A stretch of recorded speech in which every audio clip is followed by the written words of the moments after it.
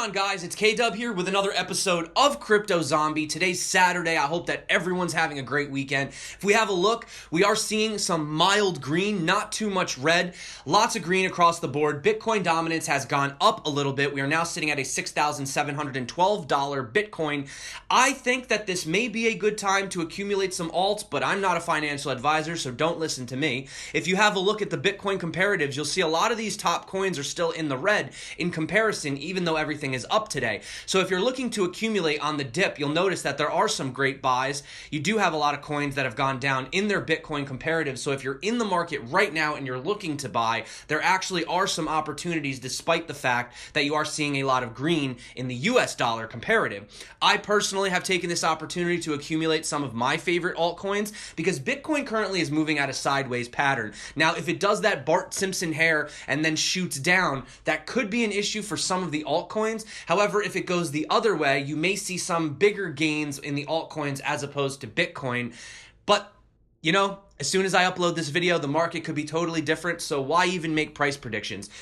Oh, and let's look at the top big gainers of the day like we always do. So Substratum, Wanchain, Aeon, Arc, Nano, Icon, Bytem, Lisk, Dentacoin, Waltonchain, and Cash. So I wanted to just say this was really cool. Andreas Antonopoulos said, thanks to the support of Patreon subscribers, I'm donating 247 free copies of Mastering Bitcoin and the Internet of Money to high school hack club locations in the US, India, and Spain. This is really awesome. I love Andreas Antonopoulos, OG. He's one of the original people that kind of pioneered, pushed Bitcoin to the forefront, really helped people to understand distributed ledger technology and blockchains. He pretty much does everything almost for free, or he just works basically for Bitcoin donations. Really humble guy, really awesome thing. Thank you for what you do, Andreas. I really appreciate it. Also, I think this might be kind of the bigger news of the day.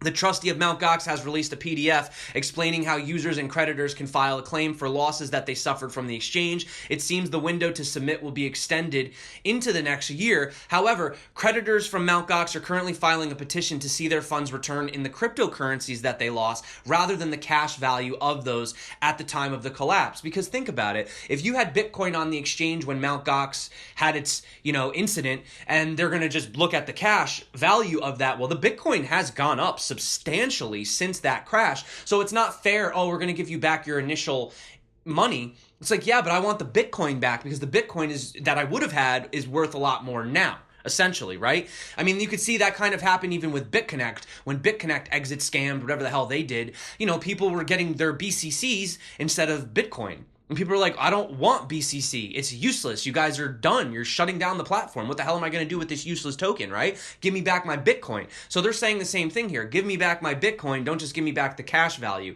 I agree with that totally. Now, moving on to tons of coin news today. It's mostly coin news today. We have Tron adoption is increasing at a rapid pace as the amount of TRX tipped via Seedit has crossed over 10 million. I've actually had several people ask me about this. I'm looking into it. I haven't had an opportunity to, but I may see what Seedit's all about. Check it out. So Tron has reached over 2.2 million businesses and users through their coin payments. And Tron Chat, which if you guys haven't checked that out, that's kind of Elio Trades from FUD TV. He was working on that, and that got launched. Meanwhile, the Tron community awaits the Tron virtual machine launch set for August 30th, which is right around the corner.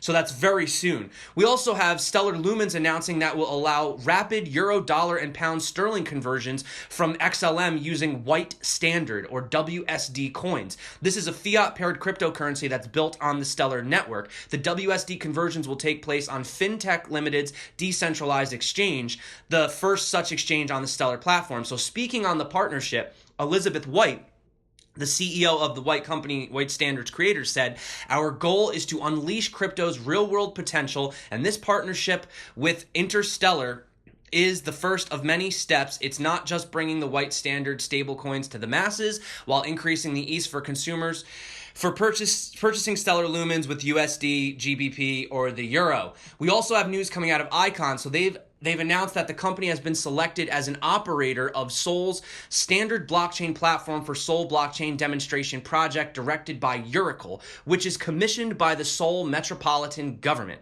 So Icon Loop will apply Loopchain, Icon Loop's self-developed blockchain engine, to Sol's blockchain standard platform, used car trading system, and mobile voting system over the next 6 months. This will include verification services linked to citizen cards, mileage integration, and subcontract payment services. So all I can say is I'm glad that I scooped up some more Icon on the dip. Moving on, we have Waltonchain's Whitepaper 2.0, the evolution of great concepts. I've still contacted the team. I'm trying to get the white paper. I want to do a review on this. I'm trying to get it before everybody else. They said they emailed me, but I didn't get an email. So anyway, they have a sneak peek. They have their chain cluster, their proof of contribution, and also their cross-chain ecosystem under the parent chain and child chain structure. There's a little bit of a video here you can watch, but it's only 36 seconds. It's quite a teaser. I'm really waiting for the package to be delivered. Moving on, we have Plasma Chain, Game Chain, and Social Chain being added to the Loom Network universe. So they're saying that this is really amazing because when you look at the games, for example, you have Zombie Battleground, it looks and feels exactly like a normal mobile or PC game, but it actually runs on the blockchain. But the thing is, you can't really tell the difference. You know, a lot of these blockchain games that have come out, they're very like just drawn pictures, screenshots, you know, but Zombie Battleground, I had an example of it the other day with the demo. You know, there's a lot of things happening. It's very fast paced. It feels just like a regular game. And what's interesting is now that they have their Plasma Chain running, they have their Game Chain, which is highly performance sidechain optimized for interactive mobile games. And then they also have their Social Chain, which is going to be optimized for social applications.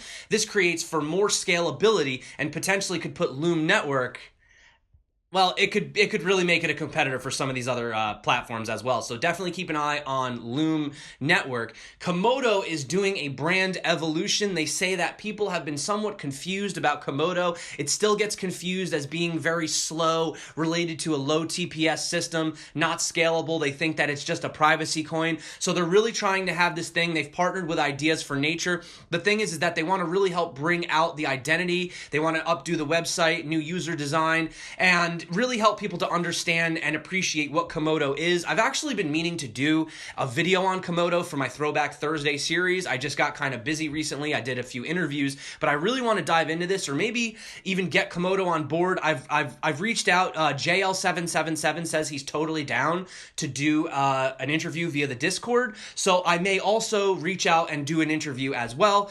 Another thing I want to talk about too is that they're saying that they've been able to do 1 million transactions per second in their tests. Hopefully next month the team is talking with Whiteblock for more validation. Some people say that, you know, testing as a service for blockchains is one of those really awesome things that Whiteblock could offer.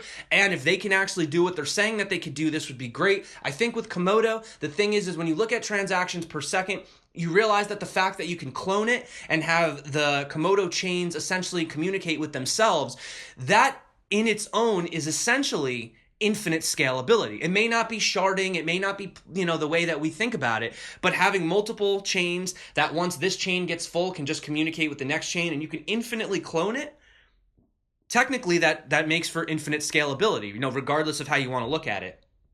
We'll have to look more into this, though. We'll have to see what happens as more stress gets put on the network. You also have Loopring's DEX adding USDT pairs. So they've added it to ARP, BAT, BNT, DAI, IOST, KNC, LRC, OMG, RDN, Request, SNT, VEET, which is quite interesting. VEET is a project that I think VEET's going to surprise a lot of people. I really do. I think it's gone under the radar, and I think the fact that they didn't do a public sale and they've just been focusing on that whole, you know, DAG ecosystem, working on the security, I'm interested. I think VEET could potentially surprise people. I mean, I think it's only at like a $10 million market cap right now. And also you have WETH and USDT. Kind of got off track there with VEET, but just thinking about it, I think that project's going to shock a lot of people. I don't know. Keep an eye on it. Anyway, you also have coming out of NULS, they've taken a step further in a quest to penetrate a mass market with real-world use cases by inking a series of partnership with renowned companies to form a food chain alliance. Oh no! Food chain alliance, guys. NULS is officially competing in the supply chain logistics field. So they've partnered with Vertag, Sake Fintech, Y3 Technologies, pre-LTD, Oh, PTE Ltd, Refect Protocol, and Morpheus Labs. I'm not going to go into all of it, but you do have all of these. They explain every single company here. It's pretty short blurbs, but I'll drop that in the description if you want to know more about that. We also have the Elastos Anniversary live stream that was aired yesterday. I'm going to give that a thumbs up. And as you can see right here, Rongchen is talking. So this goes on for about 8 hours and 50 minutes. It's very long, jam-packed with a lot of information. I'll be honest with you, I haven't even had a chance to listen to this. I'm going to see if I can download maybe an audio version because I am going to be on an airplane this weekend. I'll be going to Florida, then to Cuba for a little bit. So I would like to definitely catch up on this. Now, I heard that they were saying that the merge mining is going to start tomorrow. That may be in the video. I haven't had a chance to look at it yet. If that's the case, that's pretty amazing. Yeah, if not, I don't know. I definitely have to check this video out, but definitely check that out if you guys are interested. We also have the ARC roadmap being updated. Now, you guys know ARC doesn't work on dates, they work on percentages. So as you can see right here, it's always like a percentage basically of what they've accomplished. See 81% ARC Core V2, 50% ARC Core VPay. So they kind of just show you how they're doing with the milestones moving on as things are progressing. So they have updated that. If you guys are interested, I'll drop that. We also have the Trinity desktop beta release from the IOTA Foundation. You can check that out if you're interested as well. They have a lot of videos. There's 4 different videos here if you're interested in looking at how that works. Also, we were just talking about getting back into some cryptos. I've definitely gone back in. I've been buying some altcoins up. I'm not going to lie. I had a lot of Bitcoin I was holding. I've kind of redistributed my Bitcoin into altcoins. I'm still holding Bitcoin. I always hold Bitcoin because you have to. It's like the best hedge against the volatility. Well, actually, technically USD would be the best hedge, but where's the fun in that? So Hacker Noon came out with this article, pretty short, not too long, and it talks about portfolio rebalancing for cryptocurrency. So if you're new and you've lost and you're down on this coin, but you're up on this coin, obviously excluding fundamental analysis, this is a pretty good way of how to rebalance. So it says, with the trend of crypto investors hodling investments, rebalancing provides an opportunity to potentially boost these held earnings by taking advantage of rapid fluctuations in price. So check this out. If you guys are down, if you've lost a lot of money, there may be ways you can rebalance your portfolio to kind of set yourself up for the next bull run. You know what I'm saying? So just check this article out. Maybe it's helpful, maybe it's not helpful, but just for anyone that may have lost a lot of money, this could help you to rebalance your portfolio. You also have crypto platform Wirex becoming the 3rd company to receive E-Money license from the FCA, further proving more validation of the matter. You also have Coinbase coming out saying, are they a fintech or a tech company? Well, this article essentially goes on to explain that they don't feel like they're either, but at the same time, they're both. But I think one of the biggest things that we notice is if we come down here, I believe this is in reference. Now, they don't officially come out and say it, but I think that this is a reference to Facebook. It says, we're not satisfied with the limitations of either technology or finance industries. We don't want to move fast and break things. That doesn't work when you're handling people's money. We also don't want to become so conservative that more risk-tolerant organizations outrun us. I'm pretty sure that's a direct jab at Facebook, but if you guys want, you can have more of a look at this, but that's nice to hear that. But guys, hey, it wouldn't be a crypto video without some negative crypto news, right? We always got to look at the negative. So Crypto Coin News apparently seems to think that VanEck's Bitcoin ETF will be rejected, and their reason is because of the consistent manipulation still in the markets. As you guys remember, I was in the beginning of the video, I was referring to the Bart Simpson, pattern where it goes up, there's his hair, it drops down. Well, this was what happened when BitMEX shut down and all that tether got moved, the price pumped, and then it immediately dumped. They're saying that because of manipulation like this in the market, there's still a big chance that it will get denied because the SEC still feels this as a very manipulated space, and because of that, this is why they're saying that the ETF will not be approved. However, personally, I don't care about the ETF. I don't think it matters as much as everybody else thinks it matters, but inevitably, we're going to be hearing about it. It's going to be in the news, so we might as well talk about it and we might as well discuss it. Personally, don't really care very much because, look, you're having things like this come out. It says Bank of America.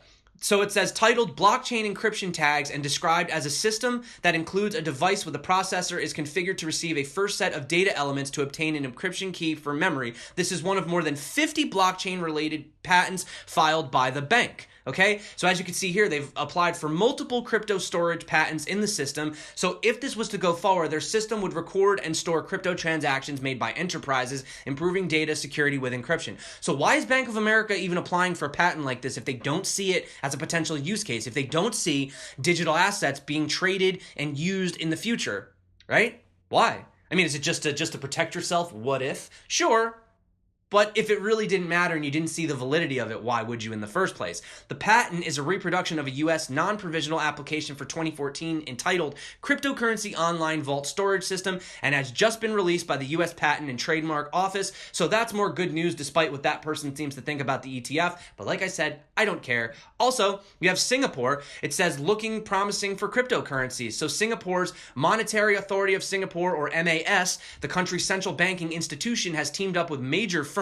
The project hopes to deliver solutions for the exchange and settlement of tokenized digital currencies as well as securitized assets. So MAS, alongside the Singapore Exchange, has revealed a collaboration with marquee companies like Deloitte, NASDAQ, Altcoin to develop solutions for simultaneous exchange and final settlement of digital currencies as well as security assets. Speaking on the matter, the chief fintech officer of MAS said, "Blockchain technology is radically transforming how financial transactions are performed today, and the ability to transact seamlessly across blockchain will open up a world of new business opportunities. The involvement of 3 prominent technology partners highlight the commercial interest in making this a reality. We expect to see further growth in the space as fintechs leverage of the strong pool of talent and expertise in Singapore to develop innovative blockchain applications and benefit from the new opportunities created." So there you go. And if that doesn't make you happy, guys, Naomi Brockwell has released a crypto version of Part of Your World as sung by The Little Mermaid. Saving your times, you don't get too far. White papers are required for 7 trading. Rolling out your own. What's that word again? I see up where they fly, up where there's fun, up where the coins all reach the sun, exchanging free. Wish I could be part of that world. Got a pretty good voice. Kind of sounds like the original Ariel, actually.